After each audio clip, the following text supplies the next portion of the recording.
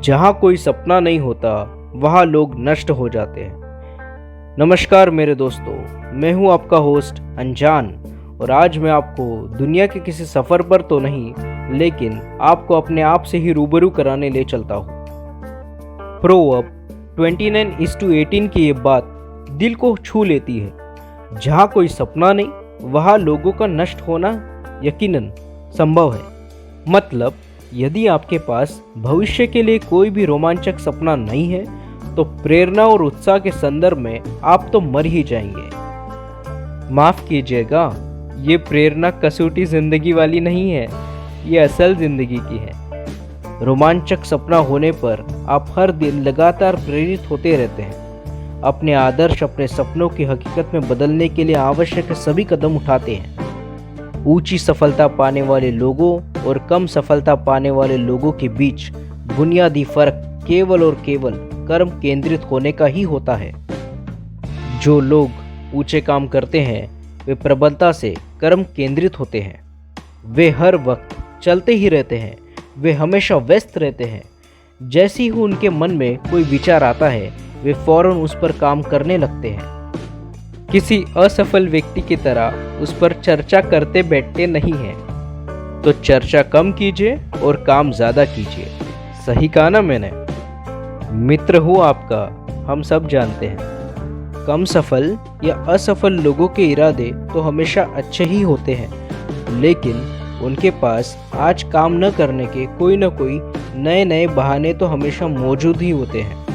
कहा भी गया है, नर्क की राह अच्छे इरादों से ही भरी हुई है।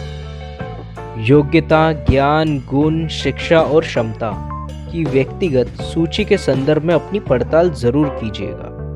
अगर आप तरक्की करते हुए अपने सर्वोच्च संभव स्तर पर पहुंच जाते हैं तो इन सवालों के जवाब जरूर दें।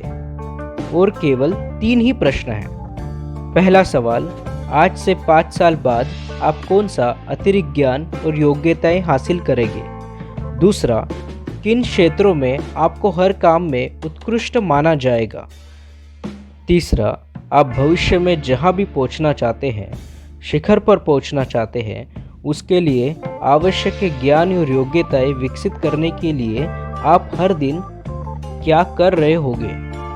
इन सभी सवालों के जवाब देने के बाद आपको अगला सवाल पूछना है, कैसे? ये योग्यता, ये स्किल्स आप कैसे हासिल करेंगे जिनकी ज़रूरत आपको बरसों बाद अपने क्षेत्र में नेतृत्व करने के लिए होगी? और इसका उत्तर आपको बरसों से पता है तो कमेंट में लिख के ज़रूर बताइएगा कि आपने कभी इसके पहले ट्राई किया भी है या नहीं। उत्तर है, अपना एक प्लान्ड कैलेंडर तैयार करें। अपने आदर्श जीवन शैली की रूपरेखा बनाइए। 1 जनवरी से लेके 31 दिसंबर तक आप क्या क्या करने वाले हैं इसका एक प्लान कैलेंडर तैयार कीजिए।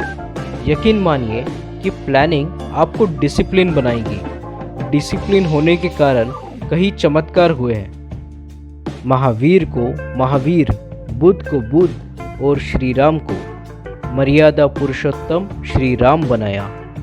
तो आप सभी को 4 मुख्य चीज़ों पे फोकस करना है। पहला, आपका वीकेंड और वैकेशन आपको पूरी तरह से प्लान कर लेना है। दूसरा, आप हर हफ्ते, महीने और साल में कितनी छुट्टियां मनाना चाहोगे और कितनी लंबी, इसका भी पहले से ही आप एनालाइज कर लीजिए। तीसरा, आप कहाँ जाना चाहोगे ये भी आप पहले से ही तय कर लीजिएगा। चौथा, अगर कोई सीमा न हो और आपको समय पूरा अधिकार हो, आप पूरे वर्ष का प्लान कर लें। प्लानिंग आपको डिसिप्लिन बनाएगा और डिसिप्लिन आपको सीधा आपके मंजिल पर ले जाएगा।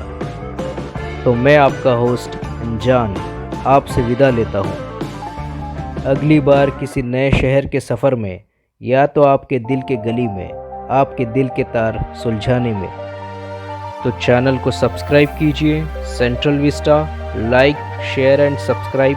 मैं हूं आपका होस्ट अनजान, रिपोर्टिंग सेंट्रल विस्टा। जय हिंद, वंदे मातरम।